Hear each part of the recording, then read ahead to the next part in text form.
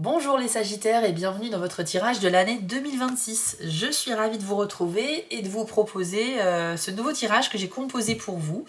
Vous allez voir, ça va faire comme une sorte de bande-annonce de votre année 2026.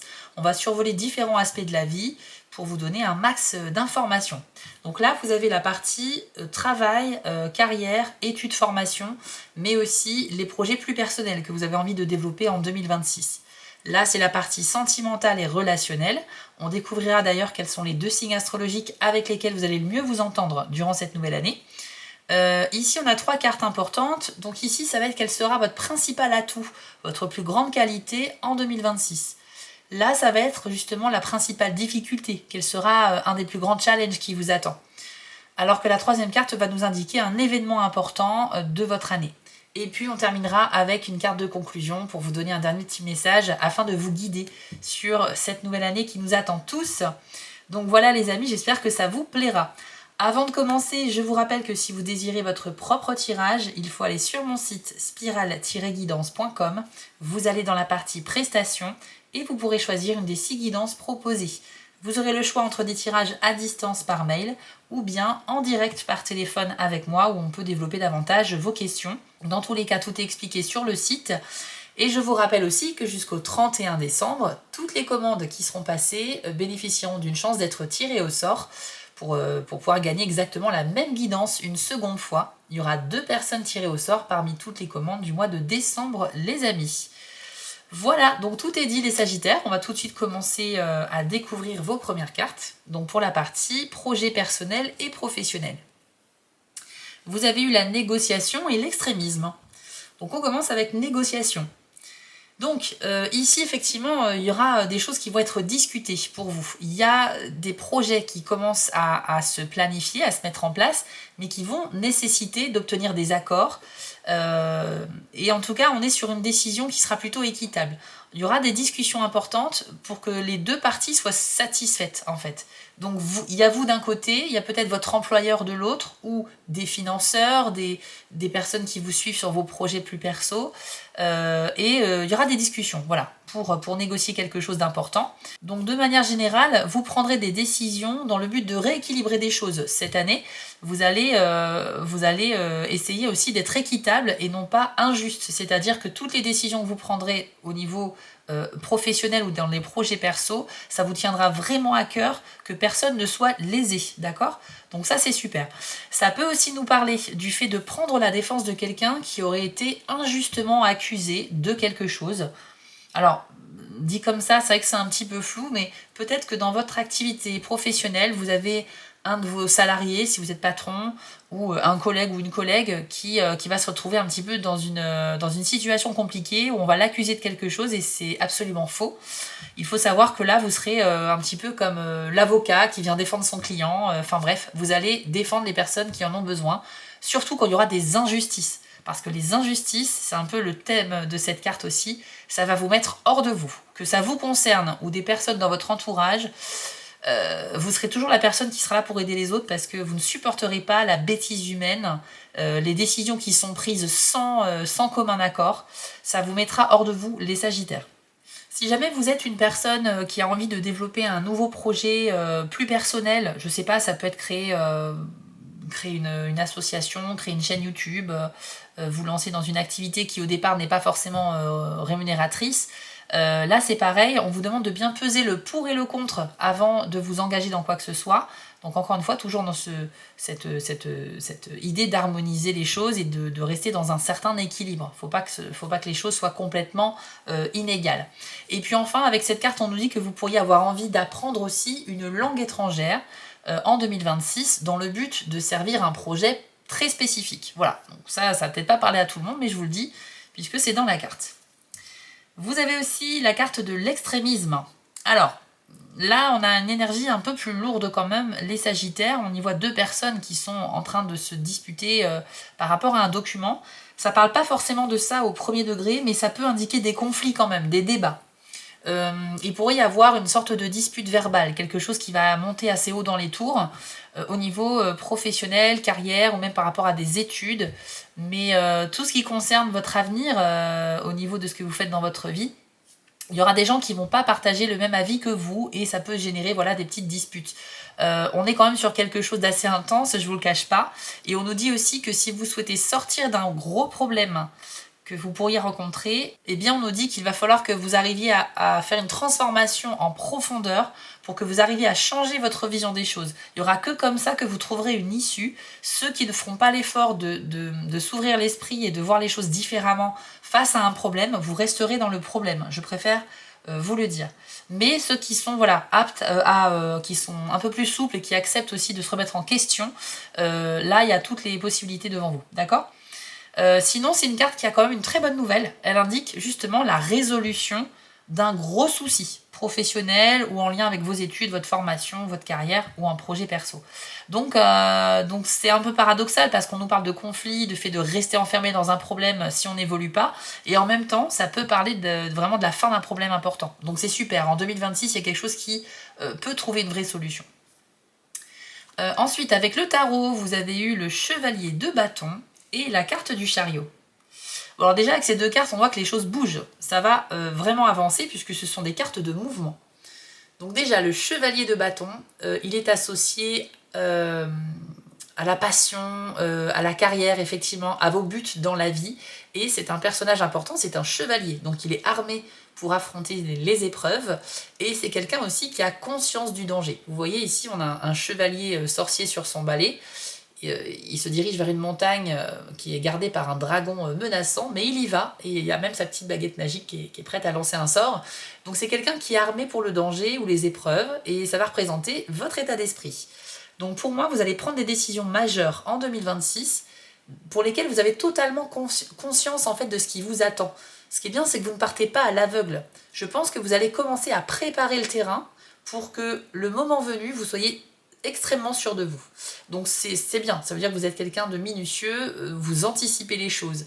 Et je pense qu'au niveau professionnel, ça va vraiment avancer parce que là, vous vous lancez, hein, c'est vraiment une carte de lancement. Donc ça peut parler d'un nouveau projet émergent, ça peut parler aussi, grâce aux négociations importantes dont on a parlé tout à l'heure, qu'il y a quelque chose qui va se transformer, qui va évoluer positivement. Et vous pouvez vous féliciter d'avance les amis parce que là vous avez vraiment le mental pour. Vous avez tout ce qu'il faut pour avancer et même s'il y a effectivement des difficultés, des challenges, des défis, ça va pas forcément vous impressionner parce que vous le savez déjà à l'avance. Vous voyez ce que je veux dire ? Donc vous n'allez pas vous laisser surprendre. Et normalement l'issue est positive parce que vous êtes super bien préparé. Vous avez aussi la carte du chariot, donc là c'est un arcane majeur dans le tarot. Le chariot, c'est un véhicule qui avance, donc ça va nous indiquer effectivement que vous êtes sur une lancée en 2026. Alors, je précise que toutes les cartes que je vous sors ici, c'est indépendamment du mois de l'année. C'est l'énergie générale de l'année 2026. Ça peut se passer en début, milieu ou fin d'année. Ça va dépendre de chacun de vous. Mais là, on sent qu'il y a des situations qui bougent enfin. Donc si en 2025, vous avez eu la sensation d'être bloqué dans des situations notamment professionnelles ou par rapport à des études ou ce genre de choses, sachez qu'il y a un gros déblocage hein, pour le coup. Alors la seule difficulté avec la carte du chariot, on le voit très bien ici, c'est qu'il y a plusieurs directions et vous hésitez beaucoup.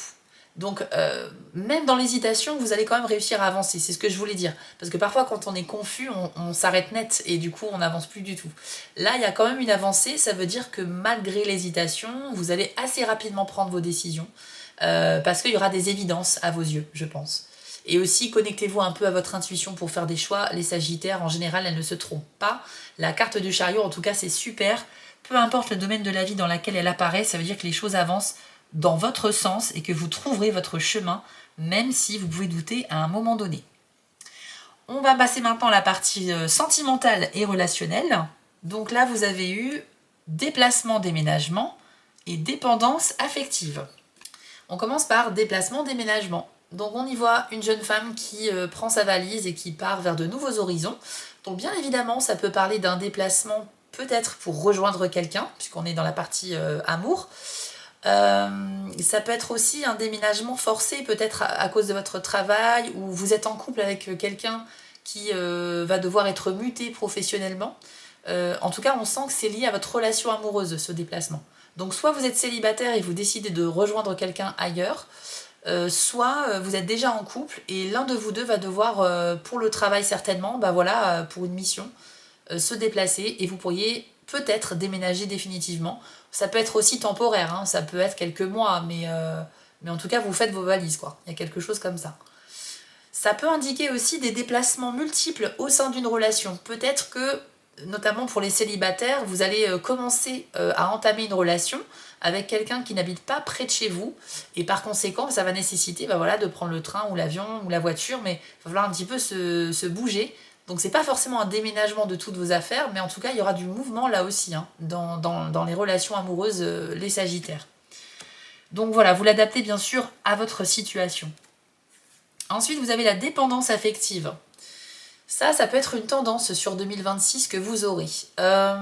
Alors, il faut la prendre avec des pincettes, cette carte-là, parce que ça peut indiquer effectivement une tendance à être dans l'excès de ce que l'on attend des autres. On est trop dépendant des décisions des autres pour être heureux.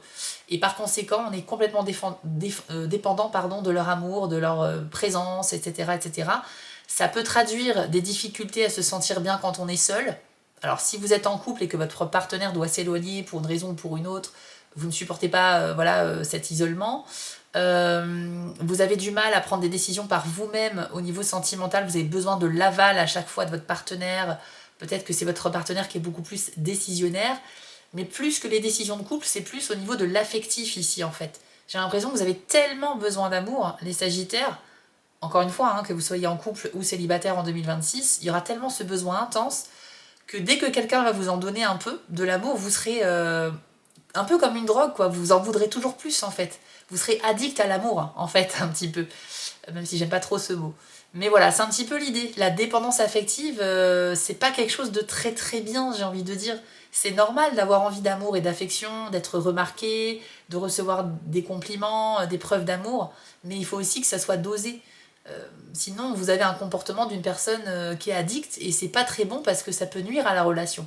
Donc attention au comportement jaloux. Ne soyez pas trop demandeur dans l'excès dans votre relation amoureuse parce que ça pourrait un peu saouler entre guillemets votre partenaire qui pourrait décider de prendre ses distances ou de vous dire c'est bon là t'abuses un peu voilà. Donc dépendance affective, je pense qu'à la base de ça il y a une blessure. Il y a eu un événement du passé où vous avez souffert en amour et ça a créé chez vous ce besoin intense d'en avoir en continu, en permanence.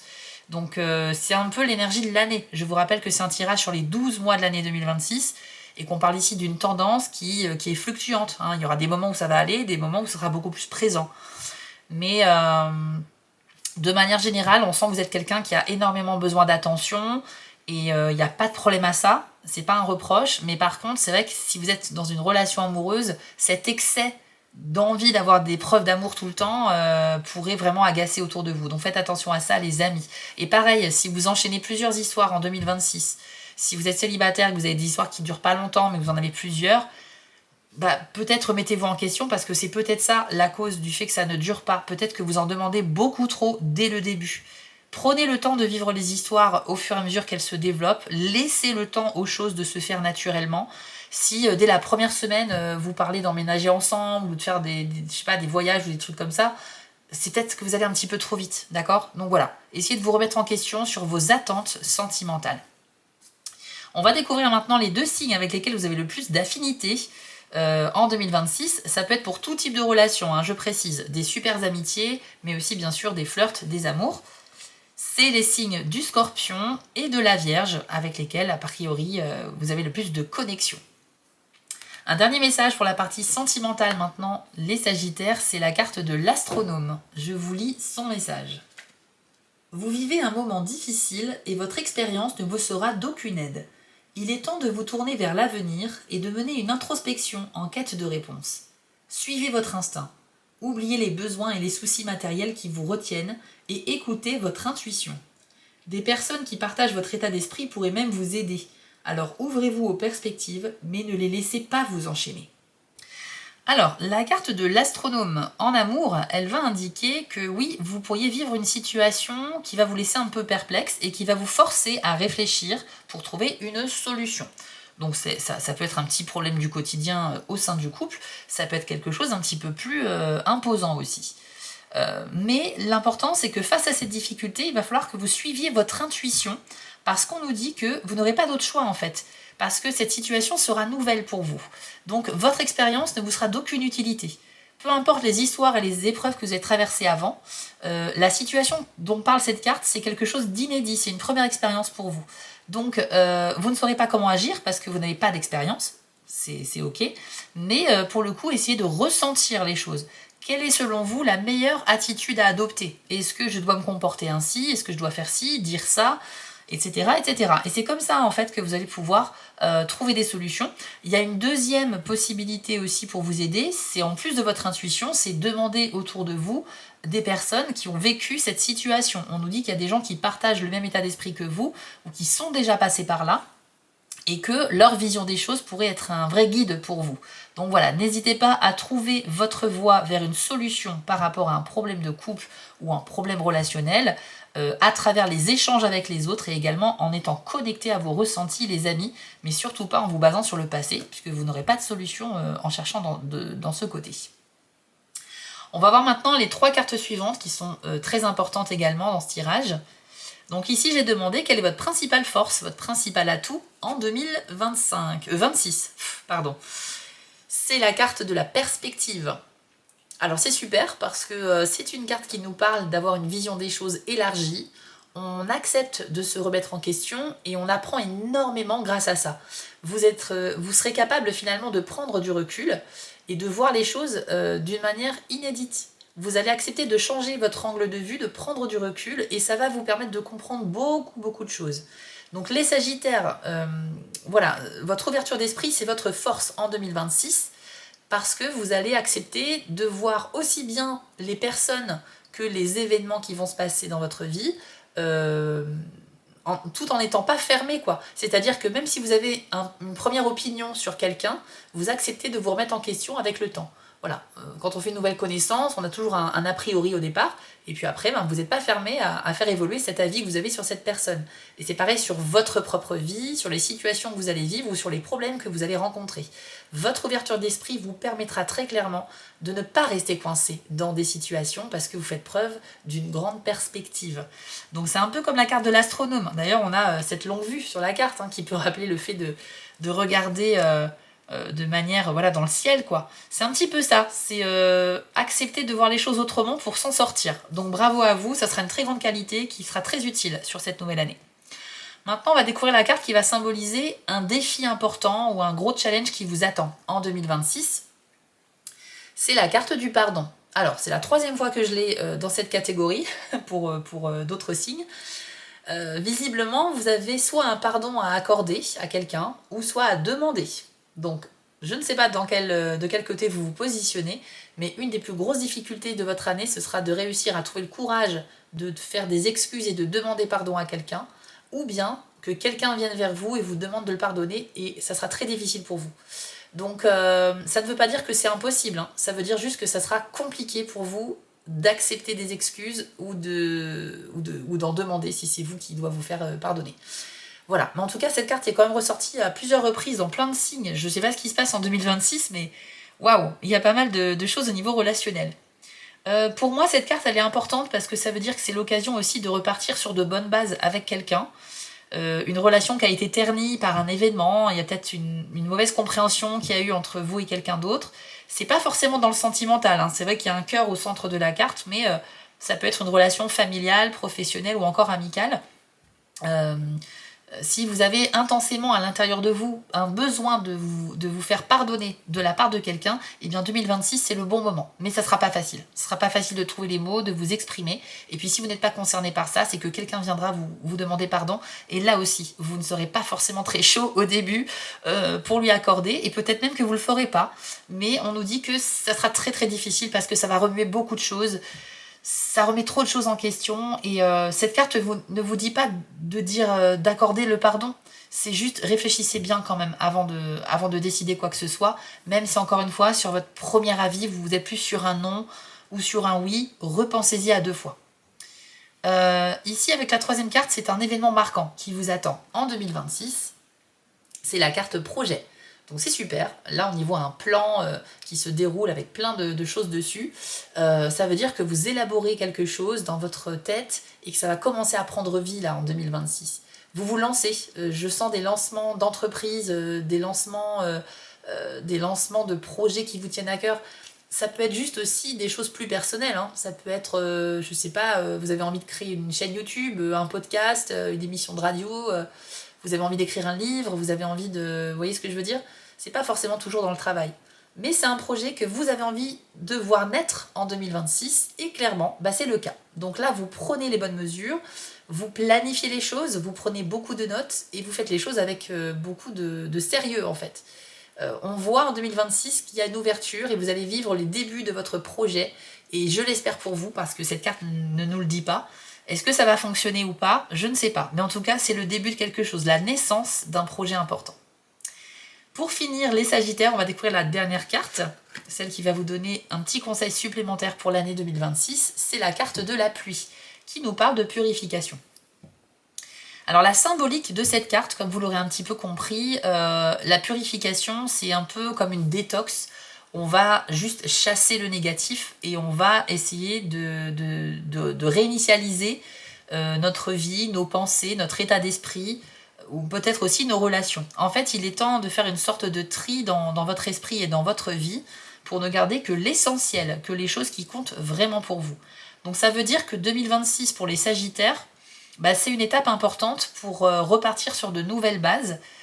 Je parlais de relations parce que oui, effectivement, parfois on s'éloigne de certaines personnes lorsqu'on n'a plus la même connexion avec elles. Ça peut être des amitiés ou des amours, hein. Ça peut être aussi le fait de purifier les choses, c'est-à-dire de mettre les choses au clair. Lorsque vous avez une embrouille avec quelqu'un, bah, le fait de mettre carte sur table et de dire bah voilà, maintenant il faut qu'on en discute.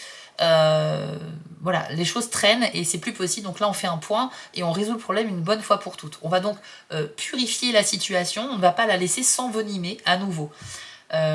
Voilà, ça peut parler également parce qu'il y a une référence à l'eau avec cette carte-là, la pluie, l'eau, etc. La purification par les larmes. Alors, c'est important de ne pas se retenir de pleurer lorsqu'on en a besoin ou envie. Parfois, on sent les larmes monter et on fait tout pour pas qu'elles sortent. Mais en fait, pourquoi on fait ça?